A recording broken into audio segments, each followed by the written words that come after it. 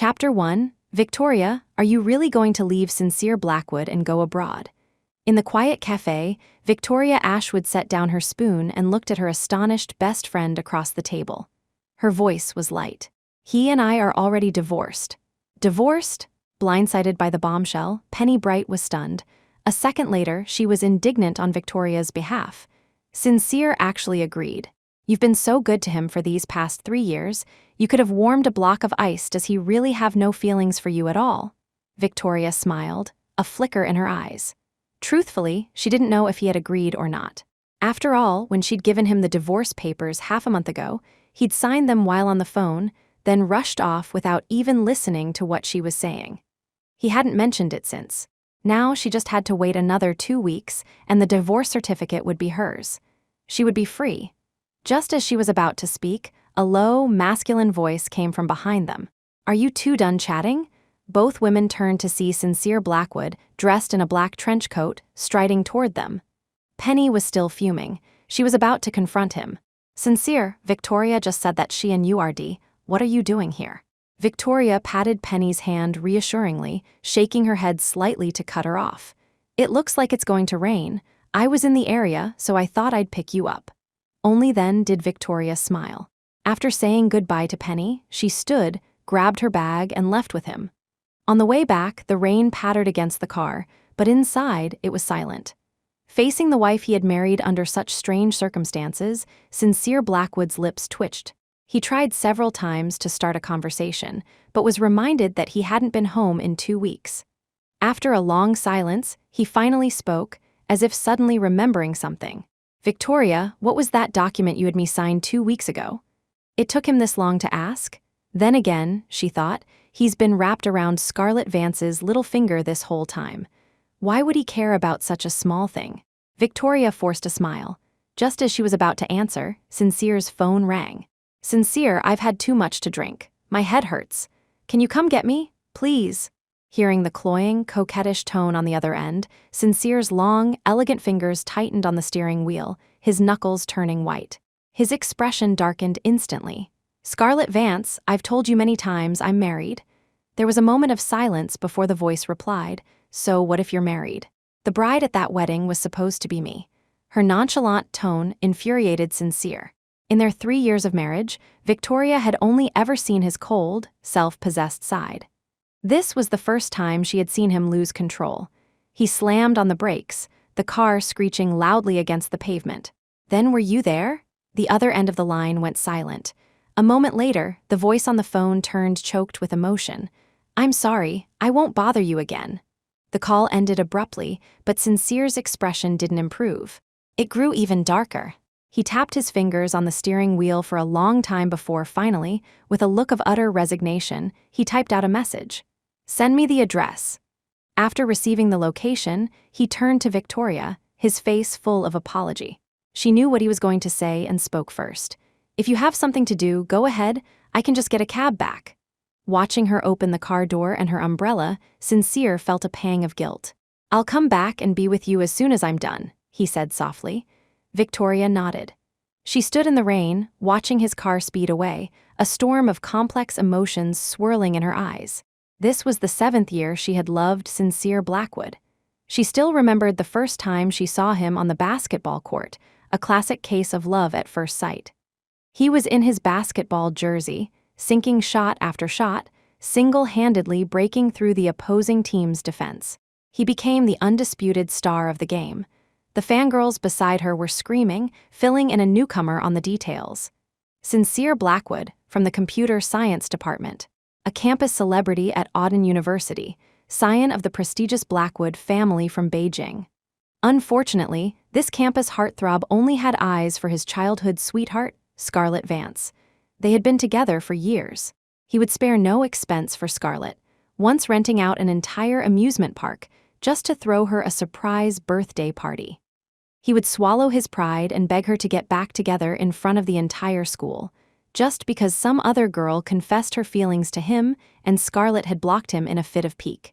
He would wait for her in a snowstorm until his hands were frostbitten, without a single complaint, even though she stood him up to get her nails done with her roommate. Throughout her 4 years of college, Victoria had heard countless stories of Sincere and Scarlett's epic romance. She always thought she would be like an NPC in a romance novel, destined only to witness their happily ever after. Until 2 years ago, when Sincere, fresh out of college, was eager to marry Scarlett. Victoria hadn't received an invitation, but she attended the wedding of the century anyway, under the guise of being a classmate. The ceremony was about to begin, but Scarlett was a no-show. Sincere went mad, calling her 99 times, only to receive a text saying she didn't want to get married so young and had already left the country. That day, Sincere's patience finally ran out. He refused to indulge her unreasonable behavior any longer. He picked up the microphone. "Today, I, Sincere Blackwood, have decided to choose a new bride. Are there any single ladies here who might be interested?" At that moment, the heart of Victoria Ashwood, always quiet and unassuming, began to pound. She knew how many people adored Sincere, so the instant he finished speaking, she stood up. That day, she changed into an ill-fitting wedding dress and married a man who couldn't even remember her name. For the next 3 years, they were a couple who treated each other with the respect of strangers, living together in relative peace. Until a month ago, when Scarlett Vance returned. Watching Sincere, who resisted Scarlett on the surface but couldn't help being drawn to her, Victoria knew her long dream was over. It was time for her to return the title of Mrs. Blackwood, to grant him his heart's desire, and to finally set herself free. In the pouring rain, Victoria sent Sincere a text message. "That document you asked about, it's in the glove compartment. If you want to know what it is, just open it." Chapter 2, half an hour later, she was home, and Sincere finally replied with a single sentence. "No need. If you're asking me to sign something, I'm sure it's not meant to harm me." So, he wasn't going to look, of course. He was in a hurry to pick up a drunk Scarlett Vance. How would he have the time, even if it was right there, within arm's reach? The rain fell all day, only stopping the next evening. Victoria stayed home, methodically deleting every social media post that hinted at her married life. After cleaning up her feed, she logged out and immediately saw Scarlett's new 9-photo grid. They were pictures of her lounging on a yacht. Each angle was artfully chosen, revealing a man's long, slender hand. Victoria knew it was Sincere's hand, and she knew Scarlett was doing it on purpose. But now, she no longer cared about such petty things. She turned off her phone, went into the kitchen, and prepared to make herself a salad. Just as she finished making dinner, Sincere suddenly returned. Victoria froze for a moment when she saw the cake he was holding. "I thought you didn't like sweets. Why did you suddenly buy a cake?" Sincere walked over, frowning when he saw her dinner. "It's your birthday today, did you forget? Why are you eating something so simple?" Victoria was stunned. Her parents had divorced when she was 4 or 5, leaving her with her grandmother. When she was 15 or 16, her grandmother passed away. With no one to look after her, she stopped celebrating her birthday. But in the 3 years she'd been married to Sincere, he had remembered every single year. No matter how busy he was, he would rush back to celebrate with her. When she returned from a long trip, he'd be worried for her safety and would make a special trip to the airport to pick her up. During thunderstorms, he knew she was afraid and would gently hold her in his arms. Victoria had thought that these small, unconscious acts of kindness and affection meant he liked her, until their wedding anniversary a month ago. Sincere had canceled the candlelight dinner they had booked in advance, claiming he had urgent work at the office. Feeling dejected, she went to a bar to drop off a coat for Penny, only to unexpectedly run into Scarlett Vance. Scarlett was dead drunk, clinging to the man who was supposed to be working late, refusing to let go. Sincere's face was dark as he angrily pulled her away. "Scarlett, stop this damn nonsense and let go. What do you take me for? Something you can just toss aside and pick back up whenever you feel like it." Scarlett paid no attention to his words, stubbornly wrapping her arms around his waist again after he pushed her away. Over and over, she persisted, tireless. Finally, Sincere gave in. He stood there, motionless, his eyes lowered as he looked at her with a gaze full of restrained love. His voice was a total surrender. "Scarlett Vance, what am I supposed to do with you?" In that instant, the bag in Victoria's hand fell to the floor. A flood of images flashed through her mind.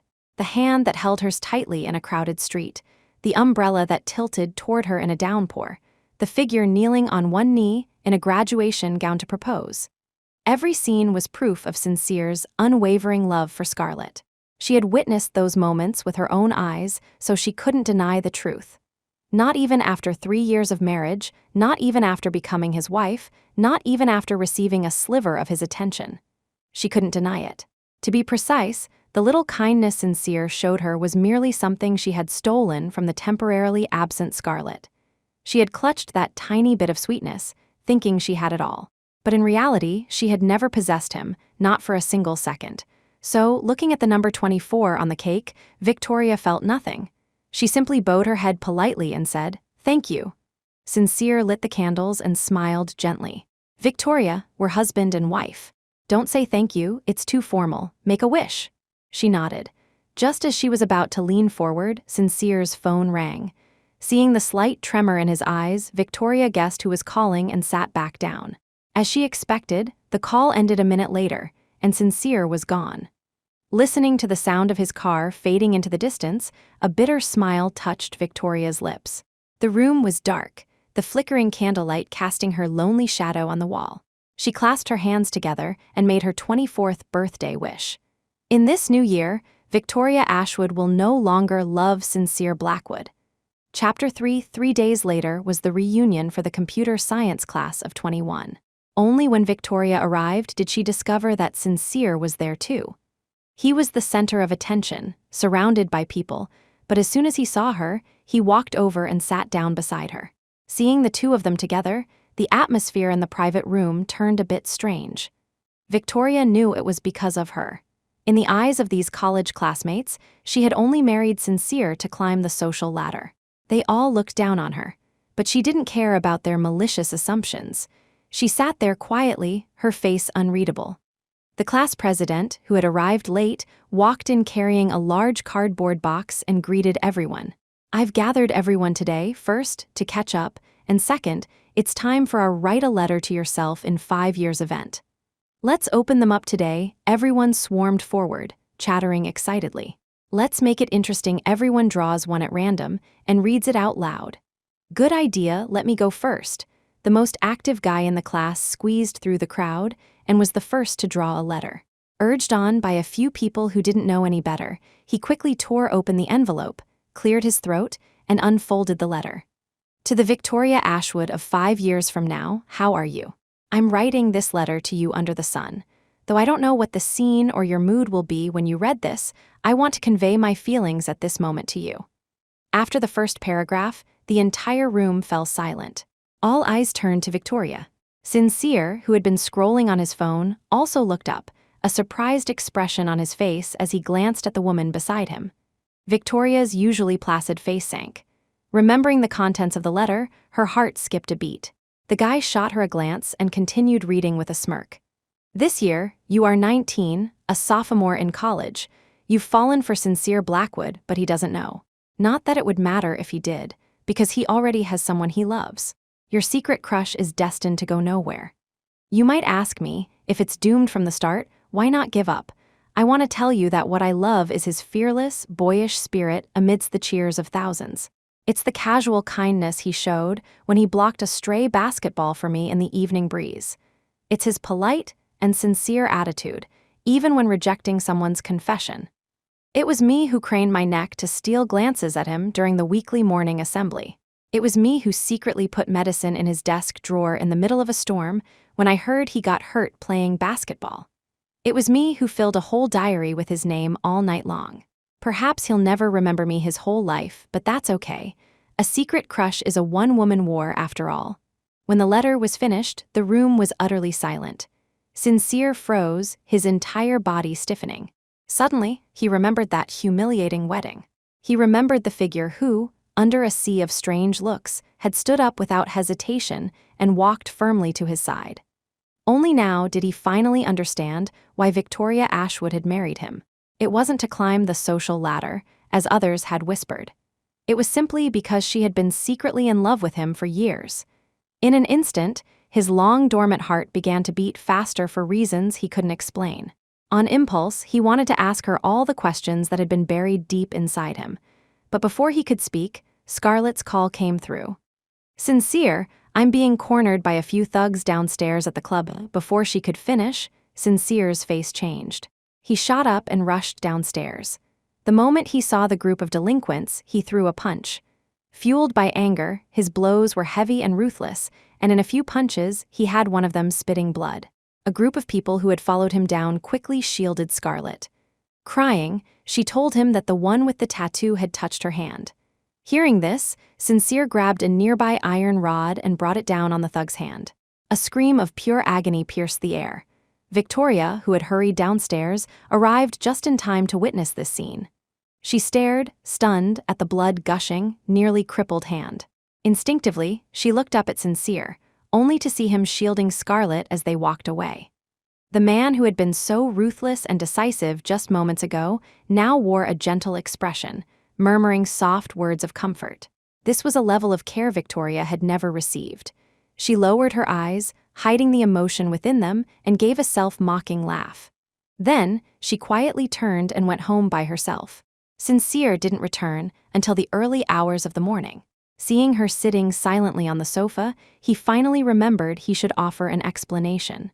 "Victoria, about today, they were all classmates. I couldn't just ignore what was happening to Scarlett." Victoria had no desire to expose his excuses. She just hummed in acknowledgement and took her pajamas into the bathroom. Half an hour later, she came out, drying her hair, only to see Sincere holding her phone with a strange look on his face. "Victoria, why did you buy a plane ticket?" Chapter 4. Victoria paused for a second before realizing what he meant. She took the phone from him. "I didn't. It must be a promotional text from an airline." Sincere wanted to ask more, but seeing that Victoria clearly didn't want to talk about it, he dropped the subject. After all, Victoria never lied to him, did she? So he put the phone down, nodded, and was about to go wash up. But Victoria stopped him. She took a first aid kit out of a cabinet. "You have a cut on your back from some broken glass. Let me take care of it for you." Sincere froze, then obediently sat on the sofa and took off his jacket, revealing the bloody gash. It wasn't a serious injury, but because it was on his back, no one had noticed. He hadn't expected Victoria to see it. He watched her focused expression as she disinfected the wound with a cotton swab, and the letter from the reunion came to mind. "Victoria, about that letter today. Just be careful not to get it wet when you shower, or it might get infected. Be more careful if you get into a fight next time. Don't get hurt again, because there won't be anyone to patch you up anymore." Victoria didn't give him a chance to ask his question. Sincere, his train of thought interrupted, didn't quite catch her last sentence. He looked up. "What did you say?" Victoria shook her head, tied the gauze, and went into the bedroom. By the time she finished drying her hair, Sincere was out of the shower. He wrapped his arms around her waist from behind and leaned in to kiss her. She turned her head, avoiding the heated kiss. Her voice was flat. "It's my period. I want to rest early." Sincere didn't press her. He tucked her into bed and turned off the light. The next day was bright and sunny. Victoria was getting ready when she heard a commotion downstairs. When she came out, she saw Scarlett Vance had arrived with a group of people. Sincere was leaning against the doorway, frowning, his voice laced with its usual impatience. "What are you doing here?" Before Scarlett could speak, a few of Sincere's friends chimed in with grins. "Scar said you were her hero yesterday, and she's so grateful she insisted on coming to thank you in person." As they spoke, Scarlett, like a magician, produced a large bouquet of fresh flowers and a beautifully wrapped gift from behind her back. "Sincere, thank you for helping me yesterday. Just a small token of my appreciation." Sincere didn't reach out to take the items, but his expression softened considerably. Seeing this, Scarlett shoved the flowers into Victoria's hands, her tone far from polite. "These are Juliet roses, Sincere's favorite. Would you mind putting them in a vase for me?" At this, Sincere's brow furrowed, a hint of coldness in his voice. "Don't attribute your tastes to me, and Victoria is my wife. Please don't order her around like she's a servant." The atmosphere in the room chilled at his words. Only Victoria's expression remained unchanged. She looked at the vibrant roses in her hands, learning their name for the first time. "Juliet? Scarlett likes them. No wonder he spent a fortune cultivating this specific variety in the greenhouse." But she said nothing. She handed the flowers to a nearby maid with a few instructions. "Go get the vases from the display cabinet on the second floor." The look Scarlett gave her became heavy with meaning. Victoria pretended not to notice and took her breakfast out to the balcony. Through the window, she could clearly hear the conversation in the living room. "Sincere, aren't these the paper cranes I folded for fun in middle school? Why did you preserve them so well in a crystal box? If you like them so much, I can give you another box tomorrow. How did this Barbie doll set end up here? I remember throwing it in the trash. Did you really fish it out? Hey, isn't this the maple leaf we picked up on Fragrant Cloud Mountain? You actually made it into a bookmark and kept it for so long?" Listening to Scarlett's treasure hunt like exclamations, Victoria remembered asking Sincere about these things when she first came to the villa. "Just little gifts from a younger cousin. I kept them," he had said. She had truly believed his explanation then, so much so that she had ignored the complex emotions in his eyes. The look of love and hate, of longing and unwillingness to let go. It was all so clearly about romance. Chapter 5, after a morning of commotion, Scarlett suggested treating everyone to a meal. Sincere dismissed her with a single sentence. "No need, now that you've had your fun, you can go home." Scarlett acted as if she hadn't heard him, grabbing his hand and pulling him toward the door. Fearing he wouldn't go, his crew grabbed Victoria and they all headed out together. The group drove to a hot spring resort. Victoria rarely socialized with them and found it difficult to fit in. Not wanting to get involved, she sat alone in a corner, watching them toast and celebrate. Sincere noticed her discomfort and walked over, intending to pour her a glass of juice. Just as she was about to take it, he abruptly stood up and walked back into the crowd. The glass of whiskey in Scarlett's hand had just reached her lips when he snatched it away. Then, a sharp reprimand echoed through the room.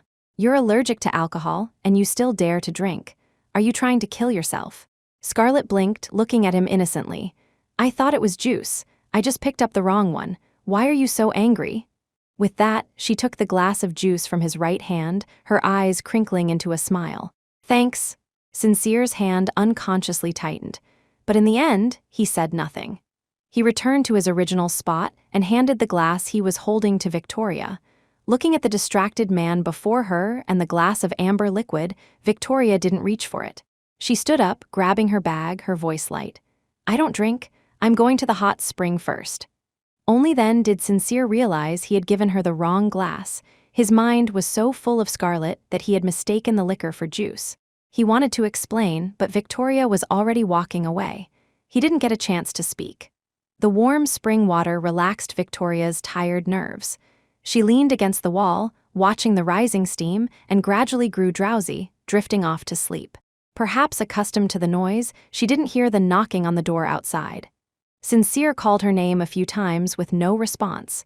Growing anxious, he pushed the door open. Seeing her in a daze, his heart leaped. He quickly jumped into the spring and lifted her into his arms. Victoria's eyes fluttered open. The feeling of weightlessness forced her to wrap her arms around his shoulders. The steam filled the air, their skin touched, and the atmosphere instantly became charged and ambiguous. Sincere couldn't help but lean down. Just as their breaths mingled, the sound of footsteps suddenly intruded. Scarlett entered to see the scene, and the smile on her face froze instantly. She bit her lip hard, the shock and disappointment in her eyes unconcealed.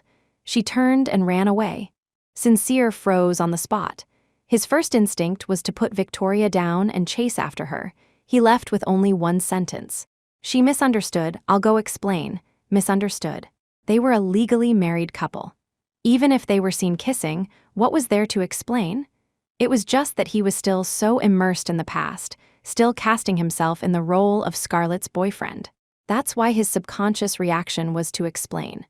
How could someone who had willingly been tamed by love so easily break the habit? Watching his retreating back, Victoria smiled faintly, and then her eyes reddened. She wrapped a blanket around herself and opened a window for some air, just in time to see Scarlett storming out. Scarlett slammed her car door open, only for Sincere to grab her hand. Their heated argument carried clearly to Victoria's ears. "Victoria was asleep. I was just worried she'd catch a cold. Is there any reason for you to be this angry?" "Yes, she's your wife, so I have no right to be angry. Go back and be with her. Why bother explaining so much to me, your ex-girlfriend?" "Scarlett, do you have to say things like that?" "What did I say? I'm just telling the truth." With that, the two of them parted on bad terms. Scarlett, red-eyed, shook off his hand, got in her car, and sped away. Sincere, left behind, stood stunned for only a few seconds before getting in his own car and following her. Watching the now quiet, dusty roadside, Victoria silently turned and went into the changing room. By the time she had changed and come out, she was grabbed by Sincere's friends, who were stomping their feet in panic. "Sister-in-law, something's happened. Sincere and Scar, they've been in a car accident."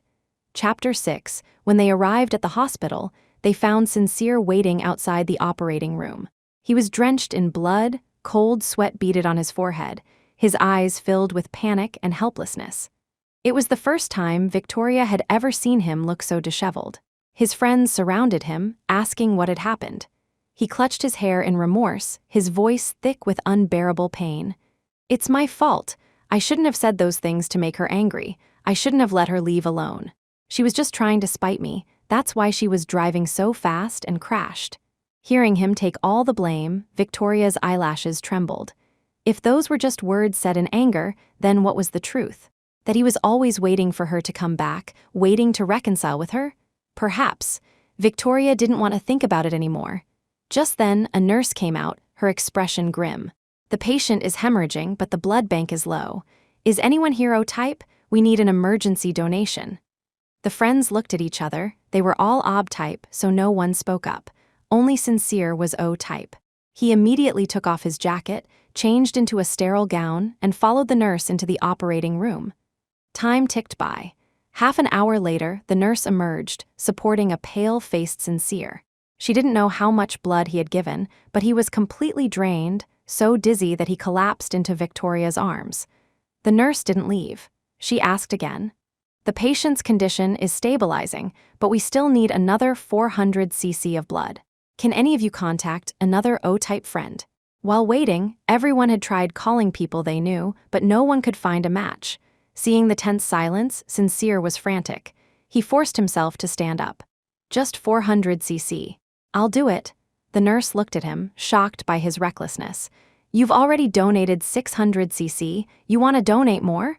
His friends' faces changed as well, and they rushed forward to dissuade him. "Sincere, don't do it.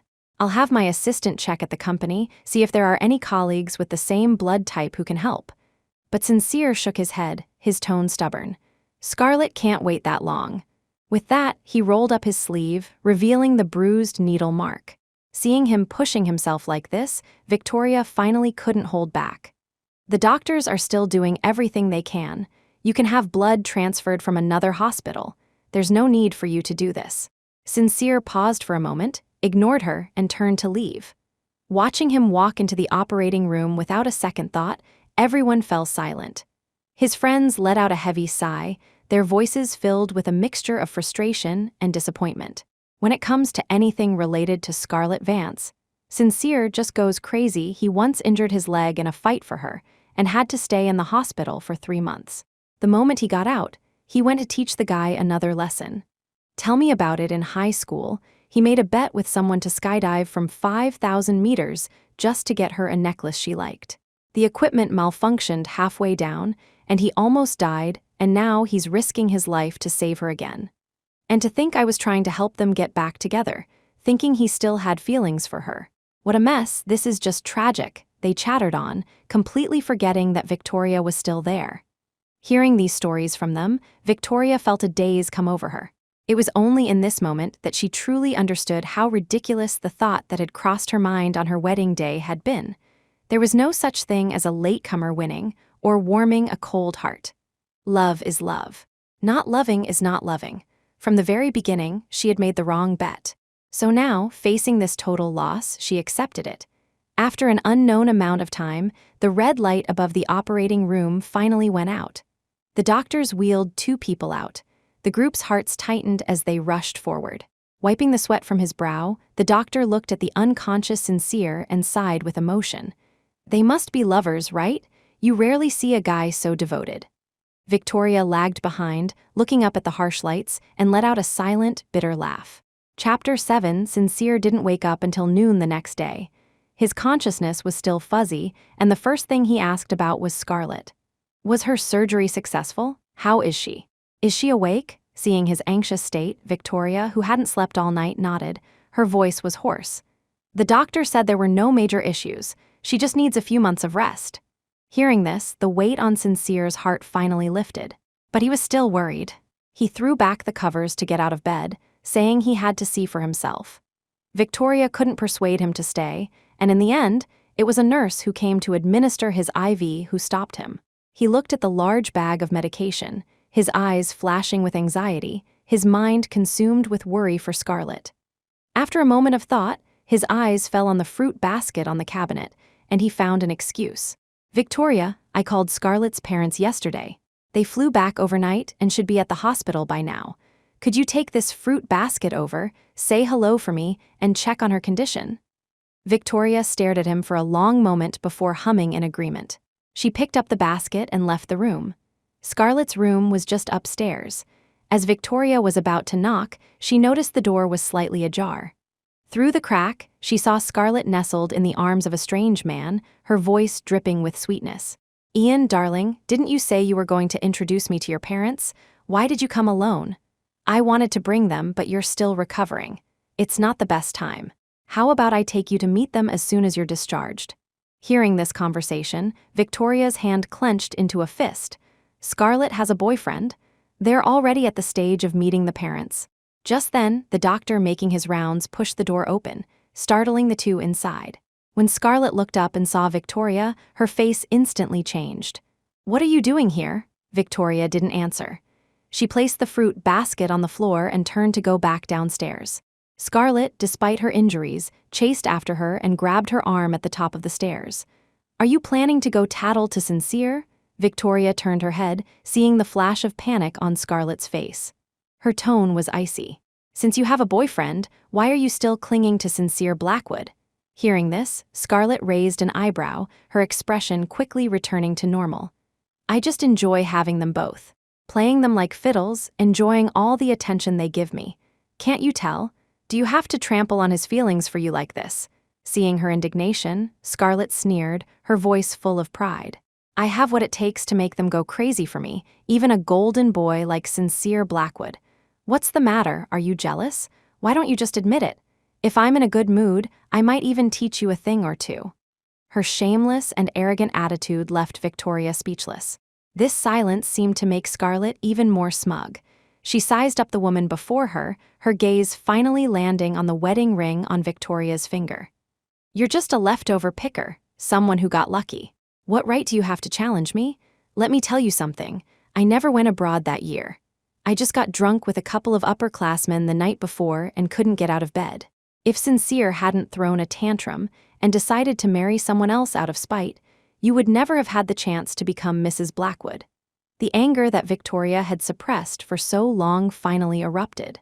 She couldn't stop herself from raising her hand and slapping Scarlett across the face. It wasn't a hard slap, but Scarlett reacted as if she'd been hit by a truck, stumbling and falling down the stairs. Before Victoria could even process what had happened, she was shoved aside by Sincere, who had just gotten out of the elevator. He strode down the stairs, his face etched with concern, and gathered the bruised Scarlett into his arms. He looked at Victoria, his eyes filled with suppressed anger. She did nothing to you. Why did you have to be so cruel? Scarlett deliberately showed him the red palm print on her cheek, crying piteously in his arms. It's okay, Sincere. Victoria probably has some resentment towards me for being your ex-girlfriend. I don't blame her. Let's just go. Her words cut off anything Victoria might have said. Watching his expression darken, she knew that no matter how she tried to explain, it would be useless. Her silence, in Sincere's eyes, was an admission of guilt. He looked away, disappointed, and carried Scarlett away. He didn't spare Victoria another glance. Chapter 8. After leaving the hospital, Victoria received a call from an official. Her visa was approved. She collected all her documents and began to pack. She tore a page off her desk calendar each day, and soon, it was nearly finished. The year was coming to an end, and she was about to leave the city where she had lived for over 20 years. In the past week, Sincere hadn't come back once. Scarlett, on the other hand, sent a stream of provocative messages every day. 7 days before her departure, she sent a video. Sincere was half kneeling, gently massaging her calf. As Victoria watched, she threw everything she had ever bought for him into the trash. 5 days before, she sent a few photos. Sincere had brought her a box of jewelry and was personally placing a ring on her finger. Victoria smashed their wedding photo to pieces and tossed it into the fire. 3 days before, it was a recording. Sincere was mumbling Scarlett's name in his sleep, his tone full of sincere affection. Victoria packed up all the gifts he had given her during their marriage and sent them to a charity. The villa she had once considered her home slowly became empty, and her few pieces of luggage were gradually packed. The household staff, seeing her decluttering so drastically, grew concerned and asked her several times what was wrong. She just smiled, her voice light. "We're just getting a divorce." Did Mr. Blackwood agree? Did he? Victoria didn't know, but she thought that if Sincere saw the divorce papers now, he would probably be very happy. After all, his heart and eyes were currently full of Scarlett Vance. 2 days before her departure, Scarlett sent another message. This time, the camera wasn't on Sincere, but on his parents. Looking at the photo of the three of them smiling and chatting around the hospital bed, Victoria felt nothing. She didn't reply. Instead, she opened her contacts and deleted Scarlett, Sincere, and everyone associated with them. On the day she left, the first snow began to fall. Victoria carried the diaries and unsent love letters she had sorted through the night before into the garden. An orange flame illuminated her face, incinerating the records of her girlhood crush. She looked up at the fluttering snowflakes, wondering how long it would have to snow to cover the ashes. As she was lost in thought, the main gate suddenly opened. Sincere, whom she hadn't seen in a long time, returned, his steps hurried. He glanced at the person squatting on the ground and went into the living room first. When he came back out, he stopped beside Victoria. Looking at the pale pink envelopes, he couldn't help but remember the letter from the reunion. His heart, which had been angry for so long, finally began to soften. "I've been busy lately. Once I'm done in a couple of days, let's have a proper talk." "Talk about what? The divorce?" Victoria smiled, looking up at him, her voice incredibly calm. "Let's not. The thing you want most, I already gave it to you a month ago." "The thing? What thing?" Sincere was about to ask when his phone buzzed with a few messages. He opened them, and a smile touched the corners of his eyes. Seeing his expression, Victoria tossed the last few love letters into the fire and stood up. Her flowing skirt concealed the burning pile behind her. Sincere finished replying to his messages, and by then, the letters had burned to ash. He had forgotten what he was about to ask. Victoria personally walked him to the door and opened the car door for him. A cold wind blew. Seeing how thinly she was dressed, Sincere urged her to go back inside so she wouldn't get cold. But Victoria insisted on staying at the door to see him off. Through the car window, Sincere saw her raise her hand and wave, saying something softly. He didn't hear it clearly, but he assumed it was just a typical reminder like "drive safe." He had heard it countless times over the past 3 years, so he didn't think much of it. The car started and quickly disappeared from view. Victoria stood alone in the snow for a long time before going back into the bedroom to put on her coat and bring her suitcase downstairs. The snow fell harder, dusting her hair, making it look white from a distance. A taxi pulled up to the villa. Before getting in, she turned for one last look and repeated the almost inaudible words. "Goodbye forever, Beijing." Goodbye forever, Sincere Blackwood. Chapter 9. Sincere drove straight to the hospital. Today was the day Scarlett was being discharged. The night before, she had been whining about wanting to see her childhood photos, so he had made a special trip home to get them. As he walked toward the elevator with the heavy bag, he passed by a strange man. From this man, he caught a familiar, faint scent of perfume. It was Scarlett's favorite. This man just came from her room. Is he a friend of hers? A flicker of doubt crossed Sincere's mind. But the elevator arrived quickly, so he didn't dwell on it and pressed the button for the 7th floor. The moment Scarlett saw him, a brilliant smile lit up her face. They flipped through the photo album, reminiscing about the past. Talking about their childhood, Sincere quickly forgot about everything else. Around noon, Scarlett's family came to pick her up. The moment they saw him, they began thanking him profusely. Sincere quickly returned the courtesy, his tone humble. "I'm partly to blame for Scarlett's injury. Taking care of her is my responsibility." Hearing this, Scarlett gently patted his hand. "I told you, my injury has nothing to do with you." Sincere, I even had my parents come over yesterday to explain what happened. You can't keep blaming yourself, okay? Her father, Mr. Vance, nodded in agreement. Your aunt and I have been so busy with work all these years. If it weren't for you looking after Scarlett, who knows what kind of trouble she'd have gotten into? We're the ones who should be thanking you. Scarlett moved to Sincere's side, about to act coquettishly, but her mother, Mrs. Vance, pulled her back. You're both older now, and you're a married man. Scarlett is still immature and keeps clinging to you. Please don't take it to heart. We'll have a good talk with her and make sure she doesn't bother you in the future. The atmosphere in the room instantly froze. Sincere understood the unspoken message. His breath hitched for a moment, then quickly returned to normal. The smile on his lips faded, replaced by a polite, reserved expression. Scarlett's expression changed too, but she pretended not to understand what her mother was saying and looked at Sincere with a grin, trying to change the subject. All right, Sincere and I grew up together. What's this about being a bother? He even promised to drive me home, right? Sincere looked up to answer, but his gaze met the meaningful looks of the two elders, and the words on the tip of his tongue changed. I did, but my assistant just told me something came up at the office. Since you and Mr. Vance are here, I won't intrude. After speaking, he didn't linger. He turned and left the room. He hadn't gone far when Mrs. Vance called out to him and handed him the photo album. Sincere, in the past, Scarlett was unfair to you. But she was young then and didn't understand how precious true feelings are. Please don't hold it against her. Looking at the apologetic face of the woman who had watched him grow up, Sincere gently shook his head. Auntie, I've already let go of the past. I don't hold any grudges against Scarlett. Please don't worry. Mrs. Vance sighed, her eyes full of regret. It was Scarlett's loss. It just wasn't in the cards for you two to be husband and wife. Your mother told me the young woman you married is very filial and sensible, and that you two have a good relationship. You must treasure her. She's the one worth treasuring, the one you should grow old with. Chapter 10, Sincere knew Mrs. Vance meant well. He also understood that his story with Scarlett had ended at that wedding when he, in a fit of pique, had decided to marry someone else. For the past 3 years, he had tried to forget the past and build a life with Victoria. But how could he so easily let go of someone he had loved for 18 years? So when Scarlett returned and repeatedly entangled herself with him, he had ultimately softened. Even if they couldn't be lovers, their friendship should still count for something. With this thought, he had indulged himself, going to her side time and time again. To be honest, his heart had been stirred each time Scarlett cried and said she still loved him.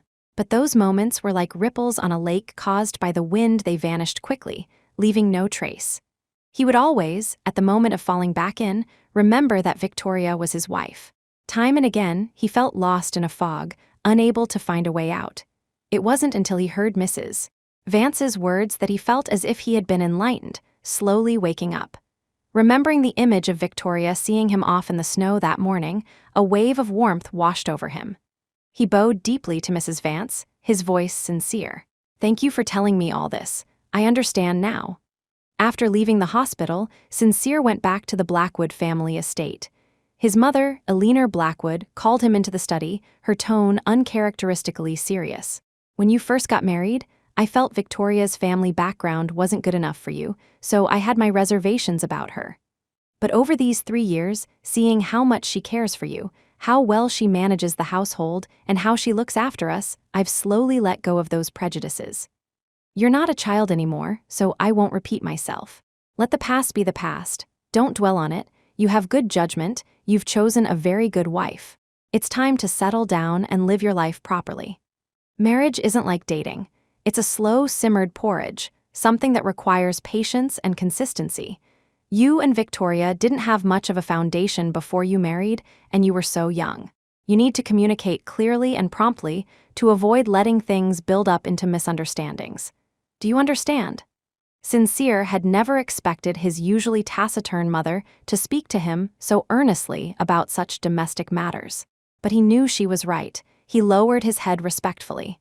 You're right, I know what to do now. Eleanor nodded, pleased. She then produced a box and pushed it toward him. This is the bracelet your grandmother gave me when I got married. Take it and give it to Victoria. It's your father's birthday the day after tomorrow. Remember to bring her home so we can have a family dinner. Sincere opened the box and stared at the pair of imperial green jade bracelets, momentarily stunned. Suddenly, he was transported back to the chaotic wedding 3 years ago. After Scarlett had announced the cancellation of the wedding over the phone to the entire venue, both families had lost face and left immediately. He stood alone on the stage, his heart like dead ashes, and picked up the microphone, unleashing all the emotions he had bottled up for so long. He didn't even remember what he had said. It wasn't until Victoria stood up, was pushed backstage by his boisterous friends, and returned to his line of sight that he came back to his senses. The wedding march began to play. She was wearing the slightly oversized wedding dress, walking step by step, firmly to his side. Together, they faced the prying eyes of the thousands of spectators below, fearless and unshrinking. Perhaps infected by her resolve, Sincere's deadened heart found a sliver of do-or-die courage. Although he still didn't know his new bride's name, he had already made up his mind to spend the rest of his life treating the person who wore his ring well. He would never fail the hand that had reached out to him in the darkest moment of his life. Chapter 11, Sincere placed the box with the bracelets into the glove compartment. Before closing it, he saw the file and tried to remember when he had put it there. But after racking his brain, he came up with nothing. He was about to take it out to look when he got a call from Scarlett. "Sincere, my parents are gone. My friends heard I was discharged and want to celebrate with me. Are you done with your work? Want to come hang out?" This time, Sincere didn't hesitate. He refused directly. Scarlett's tone immediately deflated. Just as she was about to start whining, he made an excuse about a meeting. After hanging up, he closed the glove compartment and drove home. The usually lively villa was exceptionally quiet today. Sincere looked around and noticed that many things were missing from the living room. The tie he had left on the coffee table months ago, the water glass on the dining table, the throw pillow on the sofa, they were all small, insignificant things that Victoria had bought. In the past, he wouldn't have noticed. But for some reason, this time he sensed that something was wrong and called the butler, Mr. Atkins, to ask, "Why are so many things missing from the house? Ma'am threw them all away." The elderly butler answered respectfully, then glanced at Sincere's face and hesitated before speaking. "Sir, are you really going to Sincere, bro, on a snowy day like this? I knew you'd be home. It's been ages since you hung out with the boys. Come on, let's go for a drink." A few of his wealthy friends barged in, slinging their arms around Sincere's shoulders and dragging him out the door without taking no for an answer. The word divorce that had been on the tip of the butler's tongue was lost in the noise. Although it was supposed to be a drinking session, his friends, concerned about Sincere's health, only dared to give him glasses of plain water. He watched them playing a game, took a few sips, and pulled out his phone. He found Victoria's contact and typed out a message. "Are you out today? Where did you go? What time will you be back? Send me the address, I'll come pick you up later. The roads are slippery in the snow, be careful not to fall." Before he could hit send, the friend next to him, who had just finished a call, had a change of expression. He grabbed Sincere and yelled at the others at the table, his voice urgent. Let's go change of venue, there's a new show to watch." The group was baffled by his cryptic words, but at the mention of a show, everyone got excited and piled into the car. On the way, everyone kept asking where they were going, but he refused to say a word, only glancing at Sincere from time to time. The destination was a bar they had never been to before. Just before they got out of the car, the friend pushed Sincere to the front and said some strange things. "Sincere, I've been hearing rumors about something for a while. I kept it to myself until it was a sure thing before telling you. Whatever you see in there, don't blame me, man. I'm really doing this for your own good." These guys had grown up together like brothers. Hearing him speak in such a serious tone, the smile on Sincere's face slowly faded. He looked at the door in front of him, hesitated, and raised his hand. The moment the door opened, the scene inside the bar was laid bare. In the dazzling, neon-lit hall, everyone was immersed in the deafening DJ music. A white spotlight shone down, clearly illuminating a couple locked in a passionate kiss at the center of the stage. Although there was some distance, Sincere recognized Scarlett at a glance. She was held tightly in the arms of the man in front of her face an unnatural shade of red, her hands restlessly roaming his back. She looked like a completely different person from the quirky, high-maintenance heiress he knew. Chapter 12. For a moment, the 7 or 8 men standing at the door were plunged into silence. In stark contrast to their quiet, the cheering in the main hall grew more and more fervent. Damn, she's going this hard right after getting out of the hospital. They've been kissing for half an hour, won't they run out of air? Their boyfriend and girlfriend, what's wrong with a little kissing? You jealous? You know, Scar's been with this boyfriend for half a year now, right? Not sick of him yet. How long do you think it'll last this time? Will it be longer than her thing with Sincere Blackwood? Don't even try to guess what's on Scarlett's mind. She's just playing around. Look at Sincere. It's been 3 years since she dumped him, and now that she's in the mood, isn't she just toying with him like a dog? Hearing Scarlett's friends speak so candidly, Sincere's crew felt a surge of anger. Unable to stomach the insults, they pushed through the crowd. One went to turn off the music, another turned on the lights, and the rest jumped onto the stage, surrounding the couple who were still locked in a passionate embrace. The sudden turn of events shattered the lively atmosphere. When Scarlett finally came to her senses and saw the group of men who had barged in, her face turned ugly. She scanned the room, and not seeing Sincere, she let out a small sigh of relief. She looked coldly at the hostile group. How did you know about this place? I didn't invite you. What are you doing here? The guys were already furious, and her words only made them angrier. It's just a bar. You can come, so why can't we? Do we need an invitation from you? What, on a honeymoon with your new boyfriend? Afraid we'd see you and snitch. Not wanting to lose face in front of her friends and boyfriend, Scarlett retorted impulsively. Afraid? What do I have to be afraid of? I'm just dating someone. You think I'm afraid of Sincere Blackwood finding out? He's a married man. Is he going to interfere with his ex-girlfriend's love life? Her words were met with applause and whistles from the crew. Seeing them laugh instead of getting angry, Scarlett's heart sank. She realized something was wrong. Just as she was about to ask what was going on, the crew spoke first. You've been playing the part of the devoted, heartbroken woman for so long. Now the mask is off, huh? Not acting anymore. Scarlett, you've been dating another guy for 6 months. Why are you still trying to have your cake and eat it too by messing with Sincere? Hearing this, Scarlett's boyfriend also realized something was amiss, and his face darkened. Scarlett hadn't expected things to blow up like this. Knowing it was about to get ugly, she steeled herself and spoke without thinking. Isn't he the one who's been begging me to get back together? I'm sick to death of him. Why would I go after him? He's been clinging to me like a mangy dog. I can't shake him off. I was tired of him 3 years ago, which is why I deliberately ditched the wedding. It had nothing to do with going abroad. The only person I like now is Ian. Is that really how you feel? Facing their sharp questioning, Scarlett refused to back down. She lifted her chin like a proud peacock. Of course. Even if Sincere Blackwood himself were here, I'd tell him the exact same thing, word for word. With that guarantee, no one else spoke. The crew silently stepped back, clearing a path. Seeing their synchronized movement, Scarlett's right eyelid twitched violently. She turned her head and saw the familiar figure standing at the entrance. Her once agitated heart instantly turned to ice. The crowd, which had been enjoying the show, followed her gaze and turned their heads. Chapter 13, 3 years later, Sincere Blackwood was once again the center of everyone's attention. But surprisingly, his face was devoid of expression. The anger, disappointment, pain, and humiliation that everyone expected to see were nowhere to be found. All that remained was the relief of someone who had weathered a great storm, the calm after the final curtain falls. Across the vast sea of people, he looked at the person on stage whose face had turned deathly pale. The woman he had loved for so many years, yet could never truly have. The bride who had left him alone at the altar. In this moment, she suddenly seemed like a complete stranger. It was as if he was meeting her for the very first time. And yet, he had known her for 18 years.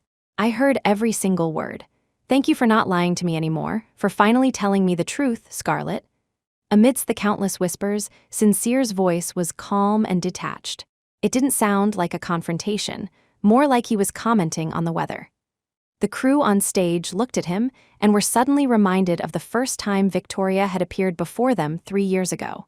The same expression, the same tone, the same number of words. I am currently single. If you have no objections, I can be your new bride, Sincere Blackwood. After calmly delivering this statement to the entire room, Sincere lowered his eyes, a faint smile playing on his lips. He was also thinking of Victoria. Only now did he finally understand the immense pressure Victoria must have been under when she stood by his side that day. For someone so cautious and quiet to do something so bold for him. And it had taken him 3 years to see the depth of her magnificent, ardent love. But it wasn't too late.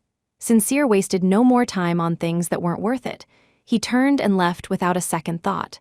Step by step, his stride was firm and resolute. Back in the car, Sincere opened his phone and sent the message he had typed out earlier. A notification sound chimed. He thought it was an instant reply from Victoria and looked down. Amidst the white and green of the chat interface, a red exclamation mark stood out starkly. He stared at the Add Friend prompt below it, blinking rapidly. The contact name, the profile picture on the left, everything was correct. It was Victoria, but why would she block and delete him out of the blue? Sincere couldn't figure it out. He sent a few more messages, but he was still blocked. His heart, which had been as still as a dead lake, was now rippling with countless waves. Logic told him something must have happened, but his emotions were desperately trying to suppress his reason, trying to find any other explanation to calm him down. Just this morning, she saw me off like she always did. She looked normal, even waved goodbye. Maybe she just misclicked. Sincere desperately tried to rationalize it. But the speed of the car, his foot pressed hard on the accelerator, betrayed his frantic heart. He ran 10 red lights to get home before dark. The house was just as he had left it, empty and cold. So cold it no longer felt like home. He saw a light on in the kitchen and thought Victoria was in there making him a hangover remedy soup. He rushed in. There was indeed soup simmering on the stove, but it was the maid watching over it. Seeing him, she quickly bowed and flusteredly ladled a bowl for him. Sincere hadn't been drinking, but he took a small sip. The hot soup entered his mouth, but it wasn't the taste he was used to. Sincere frowned. The soup, wasn't it made by ma'am? The young maid's clear eyes widened in panic, and she quickly apologized. I'm sorry, sir. Ma'am taught me how to make the soup before she moved out, but I didn't write it down. Please wait a moment, I'll make you a new pot right away. In that jumble of words, Sincere only heard 3 before she moved out. His pounding heart plummeted into an endless, dark abyss. When did she move out? This morning. After you left. Chapter 14. The living room, the bedroom, the study, the bathroom. Sincere searched every corner of the house, but there was no trace of Victoria. The old butler, Mr. Atkins, hearing the commotion, came over. Seeing Sincere's frantic and lost state, he could finally ask the question that had been weighing on his mind. Sir, why did you agree to divorce ma'am? Divorce? Hearing those words, Sincere felt the world spin. He had never heard Victoria mention it. Why did everyone assume he was the one who wanted a divorce? He frantically replayed the events of the past few weeks in his mind, searching for clues. Penny's strange behavior at the cafe, the plane ticket he hadn't looked at closely, the ambiguous words she had said this morning. The thing you want most, I already gave it to you. Remembering the question he never got to ask, Sincere grew more and more panicked. He had his assistant look into Victoria's whereabouts while he drove out to search for her himself. He first went to the old house where she lived before their marriage, only to find the doors and windows boarded up. The neighbors told him Victoria had come by the day before, thrown out a lot of things, and seemed to be preparing for a long trip. A moment later, a message came from his assistant. CEO Blackwood, I found that ma'am bought a plane ticket to San Francisco 2 weeks ago. The flight departed this morning. She should have arrived by now. So Victoria wasn't just moving out, she was leaving the country. Realizing this, a chill crept into Sincere's heart. He couldn't understand why Victoria would suddenly want a divorce and leave without any warning. Wasn't becoming his wife, standing by his side, what she had always wanted? After having his assistant book a flight to the United States, Sincere got back in his car. He didn't drive. He leaned back against the seat, staring blankly at the blocked chat screen. His phone, which hadn't been charged all day, issued a low battery warning. He opened the glove compartment to get a charging cable. His gaze swept over the file. This time, he finally opened the document that had been sitting there for a month. The moment he saw the words divorce agreement, Sincere's hand trembled uncontrollably. But he managed to stay calm and flipped through the pages. When he reached the last page and saw his own signature, he froze completely. His signature? Why was it on a divorce agreement? Why did he have absolutely no memory of signing it? Sincere's mind raced, trying to connect all the details he had overlooked and forgotten. The person who had drafted this agreement was Victoria, and the only time she had asked him to sign something was on that evening a month ago.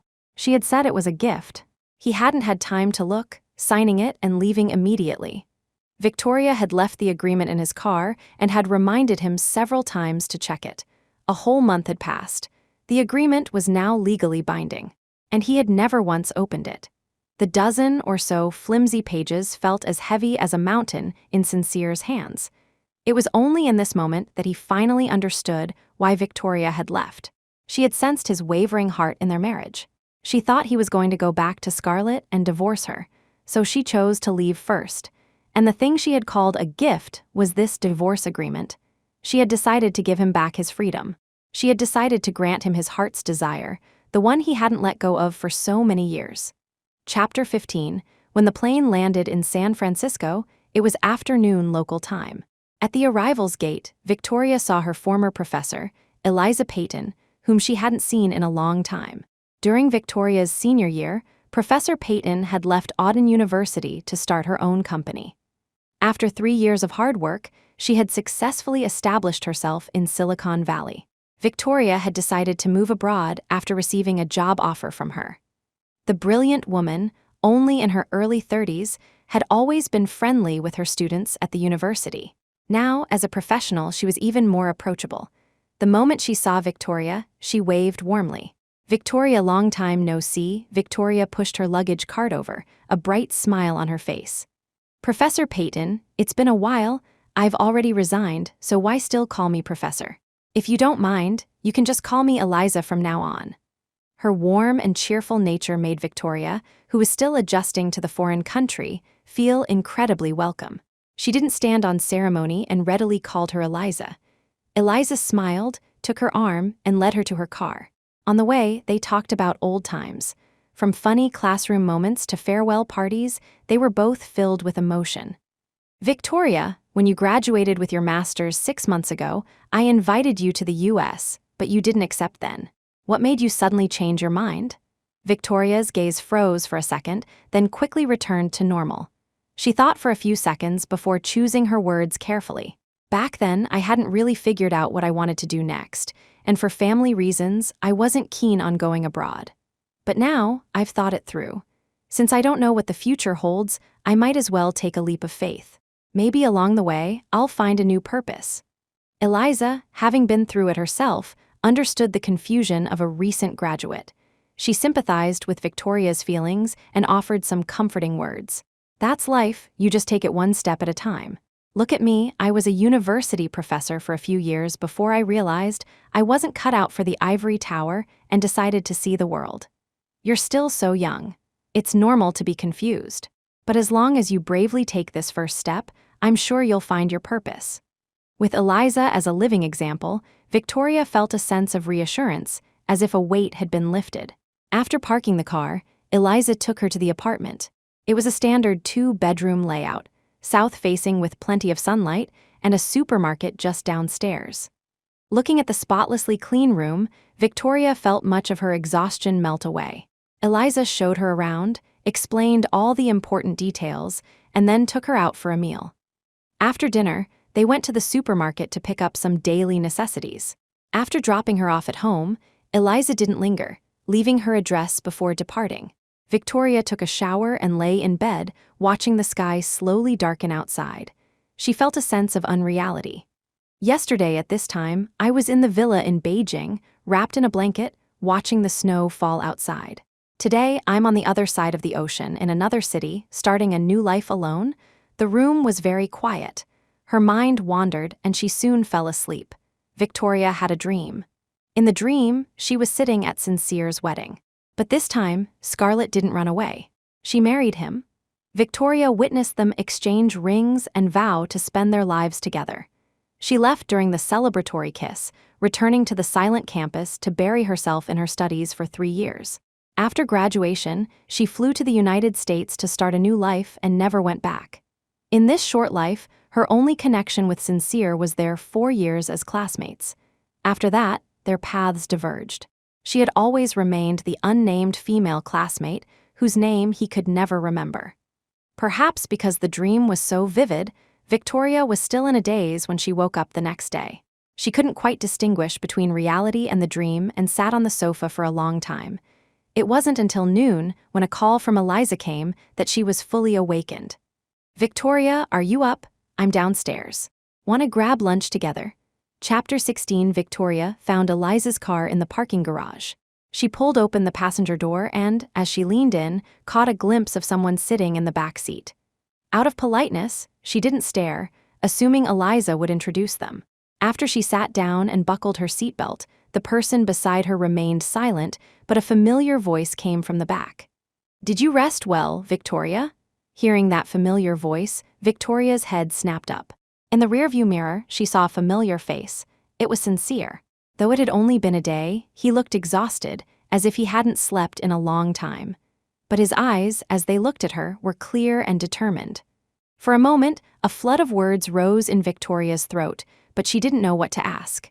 In the end, she said nothing at all. The car fell into a heavy silence. A minute later, Eliza finally sensed the awkward atmosphere and turned to glance at her, trying to smooth things over. "Victoria, this is your old classmate, Sincere Blackwood. Don't you recognize him? He just landed at the airport and called me to get together. I thought since you two were classmates, we could all have a meal. You don't mind, do you?" Victoria did mind. But in front of Eliza, who knew nothing about their situation, she had to remain calm. So she could only feign nonchalance, forcing a smile in response. "Whatever you arrange is fine, Eliza. I'm just a little dizzy from the jet lag." Eliza nodded with a smile, telling her to take her time, and then turned to talk to Sincere in the back. "Sincere, are you okay? Do you want to go rest first and we can meet up later?" Sincere had been awake for nearly 30 hours. But he knew this was not the time to rest, so he gently shook his head. "No need." "Well, let's get some food then. I've already booked a restaurant. It seems you two didn't interact much in school, but it's such a coincidence to run into each other in San Francisco after graduation." A coincidence? Although Victoria was looking down, she could feel the intense gaze from behind her. She knew that since Sincere was here, he was here for her. The head of the Blackwood Group, the golden boy who had been showered with praise and applause his whole life, had just been served divorce papers by an unknown, ordinary woman like her. He must be feeling indignant. She closed her eyes and pressed her temples, trying to get her brain working to handle whatever scene might unfold. Meanwhile, the conversation between the other two continued. "It's not exactly a coincidence. I came to San Francisco to handle a very important matter, so running into Victoria was inevitable." From his tone, it sounded like he knew Victoria well. But looking at Victoria's reaction, they seemed like strangers. This confusing dynamic left Eliza feeling a bit muddled. "So you're here to see Victoria? Did you two keep in touch after graduation? Are you close?" "We're acquaintances." Victoria answered before he could. Hearing her words, Sincere's gaze deepened, and he pursed his lips slightly. "Well, you were classmates for 4 years. If you're just acquaintances now, you can get to know each other better with more contact. By the way, Sincere, are you here on business? Are you alone? Didn't you bring your family? I heard you got married, and that your wife was also a classmate of ours." At these words, Victoria's heart began to race, and she couldn't help but clench her fists. After a long moment, she heard Sincere's somewhat hoarse voice. "Yes, but not long ago, she asked for a divorce. I came to the U.S. this time to handle this matter." Eliza hadn't expected her casual gossip to touch upon such a private issue and was instantly embarrassed. Victoria didn't want to continue the topic and quickly changed the subject. "Eliza, did you book a Western or a Chinese restaurant today? How much longer? I haven't eaten anything since I woke up. I'm a little hungry." Eliza shot her a grateful look and quickly picked up the new conversation thread. "A Western restaurant. It's just a few hundred meters away. We're almost there." Chapter 17. The meal lasted for an hour. Throughout, Eliza acted as the mediator, facilitating conversation between the two. Watching Victoria focus on her food, Sincere could only swallow the questions that had been building up inside him.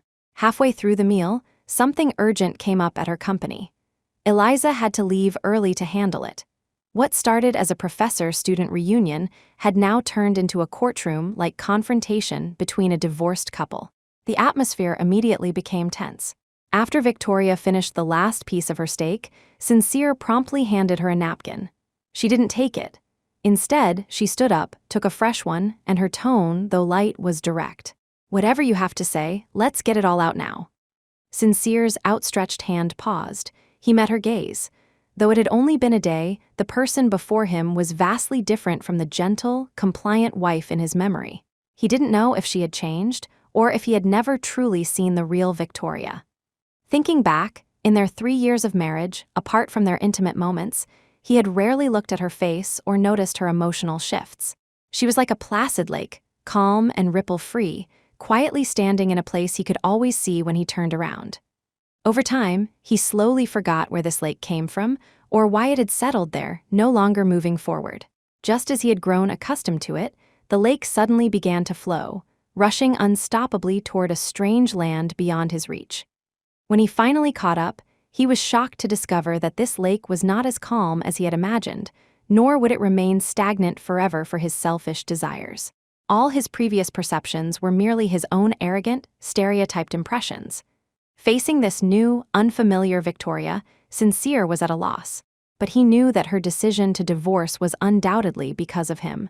So, at the outset of their discussion, he sincerely apologized. "Victoria, I'm sorry. For the past 3 years, I failed to fulfill my duties as a husband.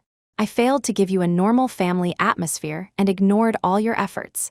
I'm sorry." Victoria knew his words were genuine, but she wasn't moved by this belated apology. She understood that her relationship with Sincere had been wrong from the start, destined for a bad end. To expect someone who didn't love you at all to build a family with you and live a life of wholehearted devotion was an unimaginable thing, especially when that person had never let go of someone else. Victoria had asked for a divorce simply because she had realized how naive and ridiculous her thinking had been 3 years ago, and she wanted to correct the wrong path she had taken. It had nothing to do with responsibility, atmosphere, or effort, so she answered him with a single sentence.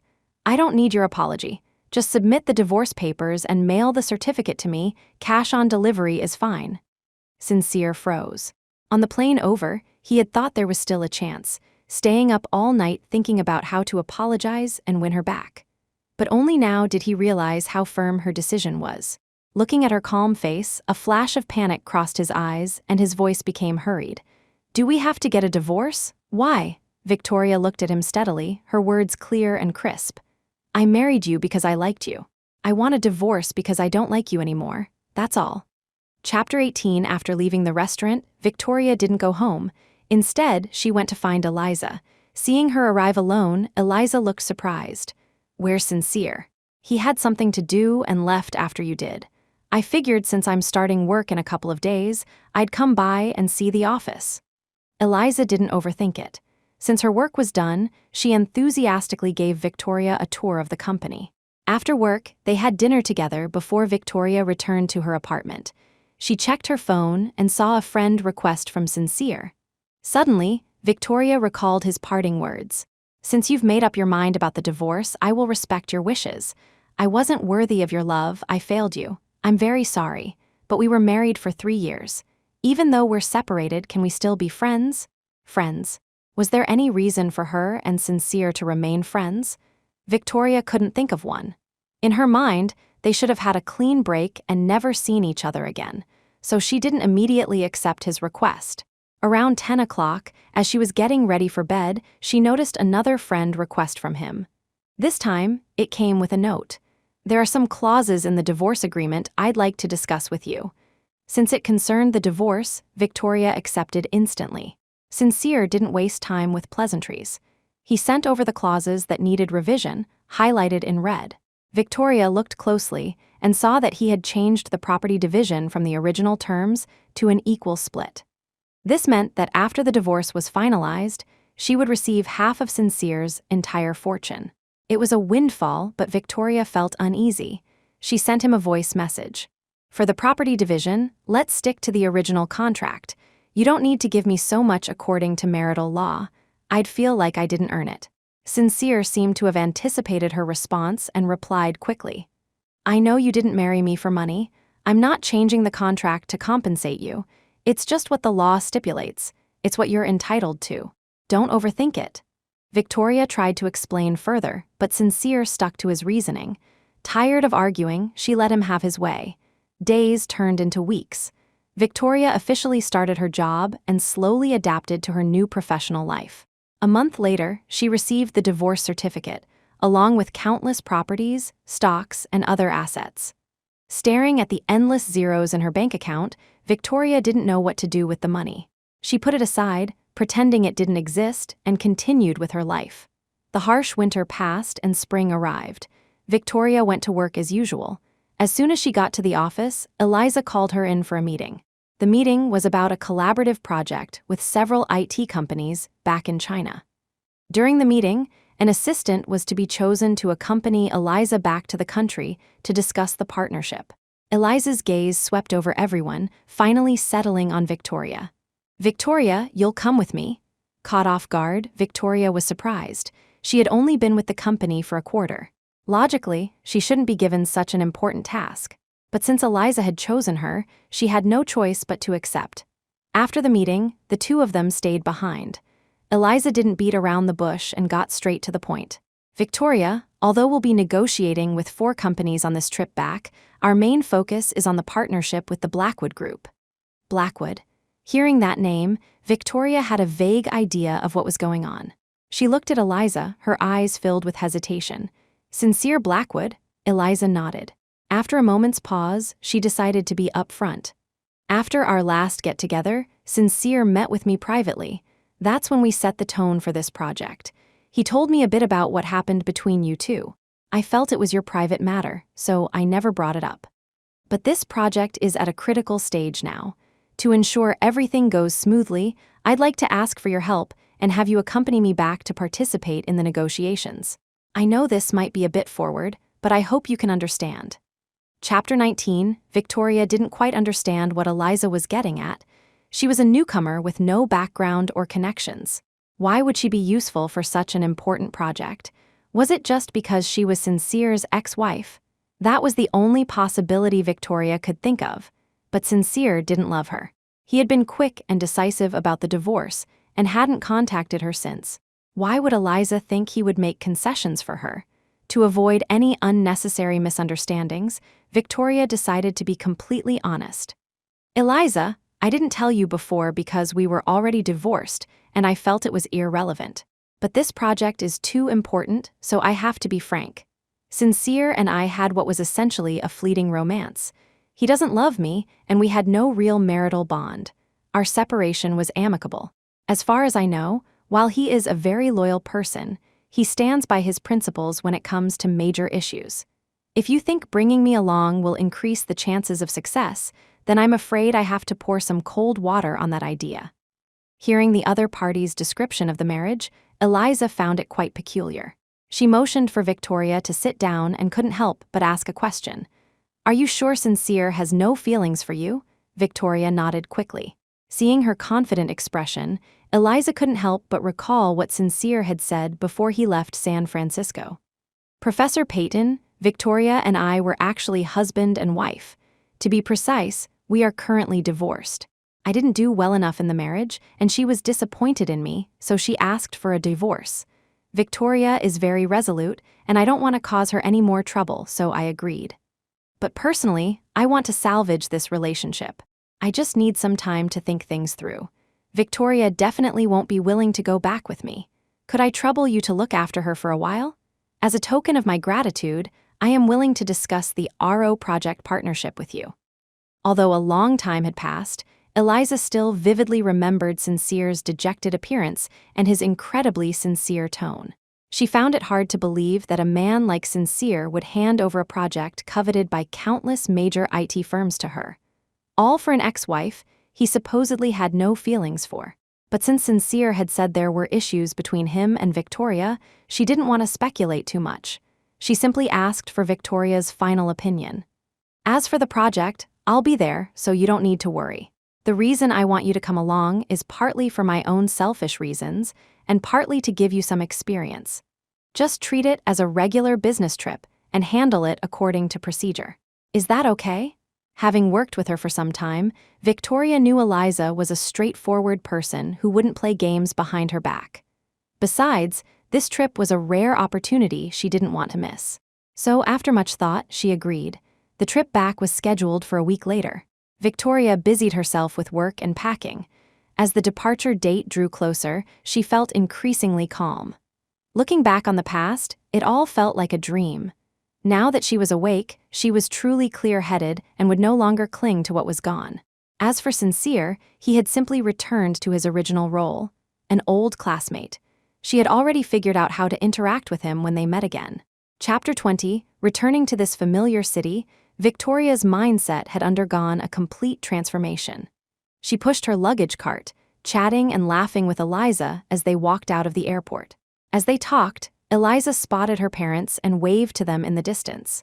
She introduced Victoria to them, and the elderly couple insisted she come home with them. Knowing the family had a lot to catch up on, Victoria didn't want to intrude and politely declined. After they parted ways, she pushed her luggage out of the airport alone, only to find it was pouring rain. There were no taxis on the road. She opened a ride-sharing app to call a car when a black vehicle suddenly pulled up in front of her. She instinctively looked up and saw Sincere walking toward her, holding an umbrella. She hadn't seen him in months. He had lost a lot of weight and was wearing a dark green trench coat, looking as lean and elegant as a bamboo stalk. Victoria hadn't expected him to be there and was momentarily stunned. He walked straight up to her, his eyes holding a complex emotion she couldn't decipher, and spoke in a deep voice. "Long time no see, Victoria. Have you been well?" Victoria instinctively took a few steps back, creating distance between them. Her tone was flat. "I'm fine." Her cold attitude made Sincere's face fall, but he understood that it was only to be expected. After all, they were just a divorced couple. So he quickly adjusted his mindset and looked at the suitcase in her hand. "The rain is too heavy. Let me give you a ride to your hotel." Seeing the notification on her screen that her ride had been confirmed, Victoria shook her head, refusing his offer. "No, thank you. I've already got a car." "Then at least take the umbrella. Your luggage will get soaked." Victoria didn't understand why he was suddenly being so solicitous, and a strange feeling washed over her. "I don't need your help, and I don't think there's any need for us to stay in contact. Don't you agree, CEO Blackwood?" Her words were like a needle, piercing straight into Sincere's heart. His hand, hidden in his sleeve, trembled slightly. He forced a smile. "We're divorced. Can't we even be friends?" Victoria put her phone back in her pocket, took out her own umbrella, and watched the approaching car. "Before the divorce, we were just ordinary classmates. After the divorce, we should just go back to that. You and I were never from the same world. There's no need to be friends." Every word was devoid of any emotion. This time, it was Sincere's turn to be stunned. He watched the driver help put her luggage in the trunk, watched her open the car door, watched her close her umbrella. He felt as if something was slowly slipping away from him. He couldn't help but step forward and grab the car door just as it was about to close. Amidst the patter of the rain, his voice was remarkably strong and clear. "I don't think we're from different worlds. Victoria, you may have heard countless people comment on your background or gossip about your decision to marry me. But I want you to know, I have never looked down on you, nor have I ever thought you weren't worthy of standing by my side. You just accepted what you had and bravely pursued what you loved.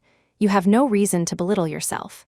Having lived on her own for nearly a decade, this was the first time anyone had said something like that to Victoria. She turned her head to look at him, a rare smile touching her lips as she spoke. "Thank you." Chapter 21, after dropping her luggage at the hotel, the rain stopped. Victoria grabbed her bag and hurried to a restaurant to meet Penny. The two friends embraced tightly and caught up on each other's lives. When Penny heard that Victoria had received half of Sincere's fortune, her jaw dropped wide enough to swallow a plate. She threw herself into Victoria's arms, screaming without any regard for the strange looks from other patrons. "AHHHH, my best friend is a rich woman now. Holy crap, if I cling to your leg now, does that mean I'm set for life?" Victoria quickly covered her mouth, apologized to the disturbed customers around them, and immediately moved them to a private room. Once they were alone, Penny's eyes darted around as she whispered, "Did the money actually arrive?" "It did, but I'm scared to spend it.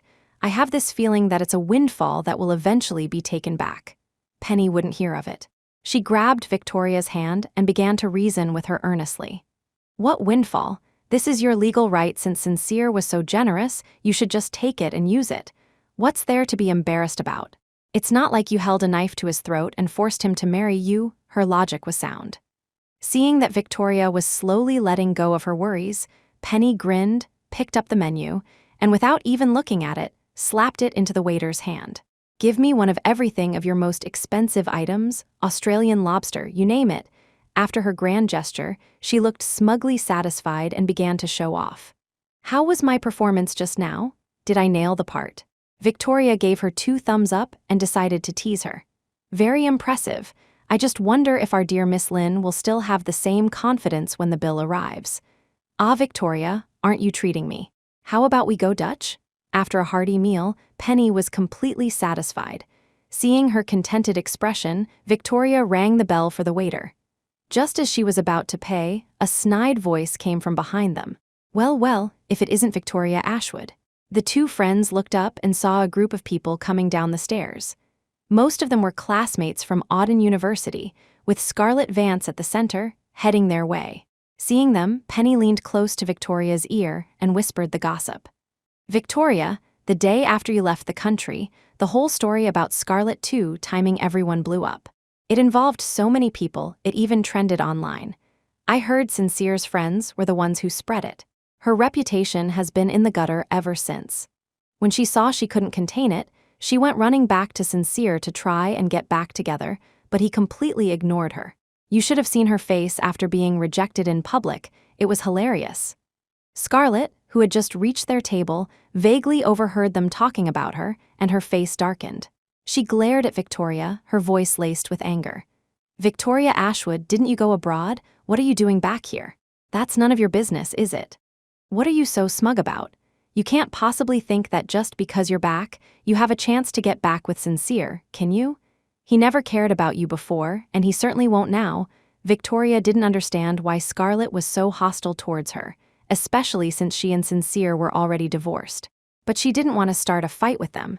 She paid the bill and was about to leave with Penny. Her dismissive attitude infuriated Scarlett even more. She blocked their path. You got half of Sincere's fortune by hijacking my wedding.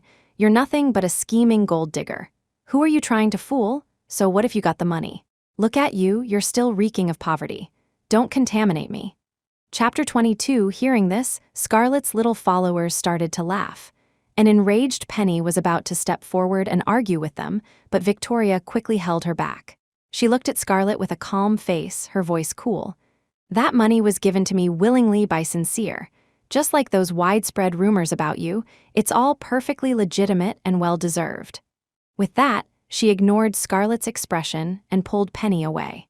Stung by the jab, Scarlett, furious and humiliated, shoved a passing waiter forward. A tureen of hot, oily soup was knocked over, and just as it was about to splash onto Victoria and Penny, Sincere appeared. He shielded both women, and the sizzling soup drenched his entire left hand. The exposed skin instantly blistered, and his face turned pale.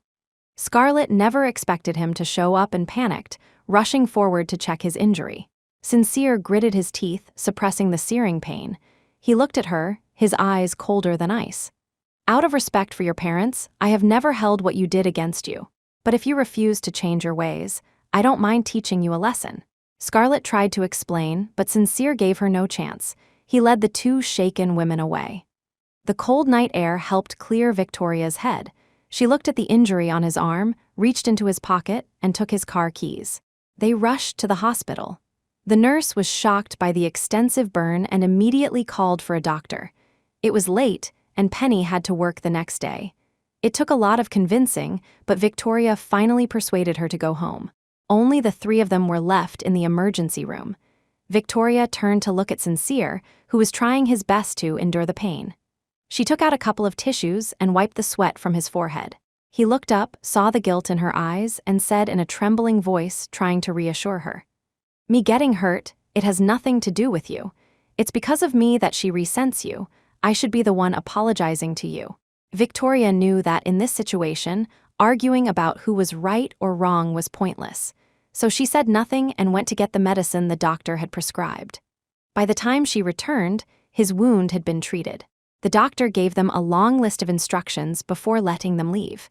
Victoria drove Sincere home. Returning to the villa, she looked at the familiar layout of the living room and felt a sense of disorientation. The old butler, Mr. Atkins, was overjoyed to see her and rushed to greet her, chattering nonstop. "Ma'am, you're finally back while you were away. The master was always waiting for you." Halfway through his sentence, the butler saw Sincere's injury and froze. "Sir, how did you get hurt?" Victoria pretended not to hear the butler's words. She handed him the medicine, repeated the doctor's instructions, and turned to leave. Watching her receding back, Sincere felt a hollowness in his chest. He wanted to ask her to stay, but the words died on his lips. Seeing Sincere's crestfallen and hesitant expression, the butler was frantic. He forgot everything else and rushed after Victoria, calling out to her and finishing what he had started to say. "Ma'am, since you're back, please don't leave again. For the past 3 months, all the master has done besides work is stare at the flowers you planted in his room and mumble in his sleep about wanting you to come back. He flew to the US every week to see you, but he was afraid to disturb you, so he never contacted you." Victoria had no idea about any of this. She had thought he had completely moved on and started a new life. Hearing these words, her first reaction was that it was absurd. Didn't Sincere only love Scarlett? Why would he do so many irrational things for his ex-wife? So Victoria didn't take his words to heart. She told the butler earnestly, "Mr. Atkins, Sincere and I are divorced. I've moved on. Whatever happens in the Blackwood family has nothing to do with me anymore. Please don't call me ma'am. Just call me Victoria from now on. It's getting late, I should go. Please take care of yourself." Chapter 23, after a short 2-day break, Victoria threw herself into her work. She followed Eliza to negotiate partnership details, learning a great deal from the experience.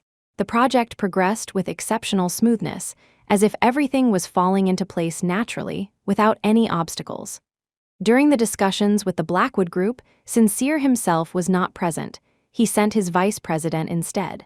Victoria felt a small sense of relief and presented the prepared contract. After reviewing the terms, the other party showed a strong interest in cooperating, but proposed one condition.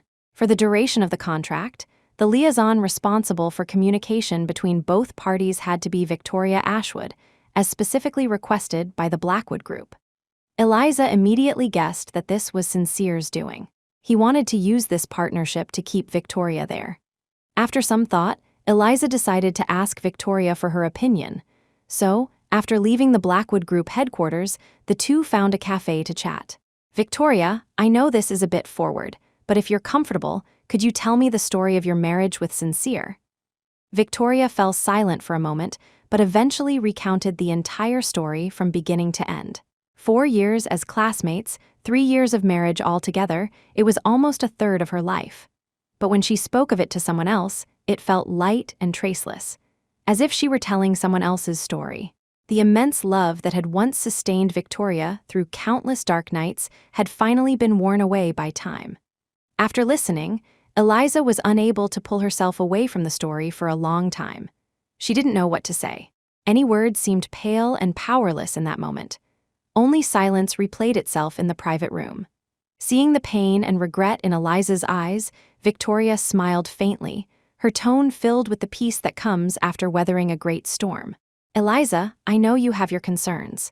You want to win this project, but you don't want me to get hurt. The reason I told you these old stories that should have been sealed away is to let you know that I have truly moved on. No matter why they made this request, in my eyes, I will only treat it as a job to be done diligently. Although I don't have much experience, if you need me, if the team needs me, I will do my best to complete the task and not let anyone down." Hearing her give this solemn promise, tears welled up in Eliza's eyes. This project was a make or break moment for her, so she was putting all her effort into making the partnership happen. And the most crucial part of it was Victoria. Although the word use sounded unpleasant, her only option now was to leverage Sincere's feelings for Victoria to achieve her goal. Fortunately, Victoria understood her predicament and was willing to help. Words could not express her gratitude, which ultimately melted into the clinking of their glasses. At the end of April, Eliza, with 4 signed contracts in hand, prepared to fly back to San Francisco. Victoria went to the airport to see her off, and they hugged for a long time. Seeing a figure appear in the distance, Eliza couldn't help but ask one last question. Victoria, he's someone you loved for 7 years. He's finally seen his own heart now. Are you really not going to give him another chance? Victoria knew Eliza meant well and wanted her to be happy, but only she herself understood how difficult those 7 years had been before she had finally moved on. If it had just been unrequited love, it wouldn't have been so painful, just tinged with regret. But after she had caught the unattainable moon, thinking she had finally grasped the light, only to find it was merely a reflection in the water, she no longer yearned for the sky. Some things are only meant to be admired from afar, so she answered with a single sentence. Eliza, you can't turn back time, we all have to look forward. Chapter 24, for the sake of work convenience, Victoria rented a top-floor apartment. The next day, someone moved in across the hall. It was Sincere. During her month in Beijing, Victoria often ran into him in various places. By the supermarket shelves, at the entrance of a hot pot restaurant, in a corner of the park. Given his status, these were not places he should have been. Victoria knew he had been following her. When they occasionally met face to face, they would exchange a few pleasantries like ordinary friends. Other times, he would silently follow behind her, like a shadow. Slowly, Victoria, absorbed in her own little world, got used to it, treating it as having a free, unpaid bodyguard. After becoming neighbors, their encounters became more frequent, and the smile on Sincere's face grew brighter. He would often take the initiative to invite her out, asking if she wanted to go for a walk, have dinner together, or go on an outing. Victoria always found an excuse to decline. Every time he heard the word sorry, his eyes would dim. She thought countless times that after this refusal, there wouldn't be a next time. But when she saw him the next day, he would be back to his old self, greeting her with enthusiasm. Watching him so eager to please, Victoria was inexplicably reminded of his college days with Scarlett. He was just like he was now, so afraid of her getting angry or rejecting him, fawning over her to the point of self-negation. But she wasn't Scarlett. She wouldn't comfortably enjoy his attentions, nor did she have the strange habit of toying with him to highlight her own charm. She just wanted to live each day well, enjoy her life, and that was all. Time passed, from spring to summer, and then to late autumn and early winter. The project, which had lasted for nearly a year, was coming to a close. The contract's end date happened to be Victoria's 25th birthday. She booked a flight back to San Francisco for that day. The day before she left, she was packing until the early hours of the morning when she noticed a light snow falling outside. As the clock struck midnight, there was a knock on the door. When she opened it, she saw Sincere holding a cake. He was smiling as he wished her a happy birthday, but Victoria could see a hint of sadness in him. She paused for a moment, then quickly regained her usual composure and thanked him politely. After the candles were lit, she clasped her hands and made a wish. When she opened her eyes, she saw Sincere's eyes, filled with a faint glimmer of hope. "What did you wish for?" "The same as last year." The conversation died. Sincere remembered what had happened on her birthday last year, and the smile on his lips slowly turned bitter. Victoria lowered her eyes, avoiding his gaze. The atmosphere froze. After a long while, she heard Sincere ask a very strange question. "Victoria, last year, on the day you left, when you saw me off from the house, what was it you said? I didn't hear it clearly back then." What was it? Victoria couldn't remember either. Those memories, damp with a cold chill that made them hard to look back on, had been blurred and mottled by time. What she remembered were the vibrant, bright years. The scenes that warmed her heart whenever she thought of them were still vivid in her mind. And as a new year of her life began, she hoped that everyone she would meet and everything that would happen would be happy and fulfilling. So she made up a couple of lines as a response. "I wish you happiness. And I wish myself happiness, too." Chapter 25, when she woke up, the world outside was a blanket of snow and ice. It was still snowing. As soon as Victoria went downstairs, she saw Sincere waiting by the side of the road. He walked over, wanting to take her luggage, his voice tinged with an unreadable, complex emotion. "It's hard to get a cab in this snow. Let me take you to the airport." This time, Victoria didn't refuse. She sensed that he had more he wanted to say. This time, when she left, there was truly no return date. There were some things she also wanted to put a final stop to. The car started and drove very slowly. It was unclear if it was because the roads were slippery or if Sincere was doing it on purpose. But fortunately, there was plenty of time. So Victoria said nothing, quietly watching the scenery outside the window. As time ticked by, Sincere finally couldn't bear the silence of their farewell. He wanted to say something, to suppress the chaos in his heart. He also wanted to use this chance to move her, to keep her by his side. Victoria, do you remember the Christmas of our second year of marriage? It was snowing heavily then, too. My mother wasn't well, and you took me to a temple to pray. I drew a fortune stick for love. It said, "May I win a single heart to have and hold?" Listening to his description, Victoria also recalled that memory. After getting the fortune, the master who interpreted it looked at them both and said something very strange. A fated connection, a fated trial. If you can awaken in time, it will be the best of fortunes. She hadn't understood what he meant and had thought the master was trying to enlighten her. For a long time after, she had worried about it. After all, at that time, she truly wanted to grow old with him. But thinking about it now, Sincere was the one who drew the fortune. Those words were not meant for her. And the person he wanted to spend his life with back then wasn't her, was it? At this thought, Victoria let out a small laugh. I don't really remember. Sincere was stunned for a few seconds, then immediately found a new topic. Most of them were trivial, everyday moments from their married life. Some she couldn't even recall, but he described them in great detail. Victoria didn't know that over the past year, Sincere had replayed these memories over and over, which was why he remembered them so clearly. He was trying to move her with these relatively warm memories of their married life. But Victoria's expression remained blank. She didn't seem to miss the past at all. Unknowingly, the car had arrived at the airport. She picked up her suitcase and was about to leave when Sincere called out to her from behind. He took out a box and handed it to her, his eyes filled with eager anticipation. Victoria opened it and saw a pair of bracelets. She remembered them. They were the bracelets Mrs. Blackwood S.R. wore daily, said to be a family heirloom. Why was he giving them to her? If this is a farewell gift, it's too valuable. I can't accept it. After being rejected once again, Sincere could barely manage a smile. His throat tightened and a look of desperation flashed across his face. Please take them. This is from my heart, and it's also what my mother wants. Victoria gently shook her head, her tone light. I understand what this gift represents, which is why I can't accept it. I've told you this many times before. Since the story is over, let's just go back to our original places. Every word was a deep stab to Sincere. He stood in the snow, watching her walk away. Step by step, she never looked back. Only the snowflakes, falling relentlessly on his head, arrived as promised, granting him the white-haired old age he yearned for, but could never have with her. The end.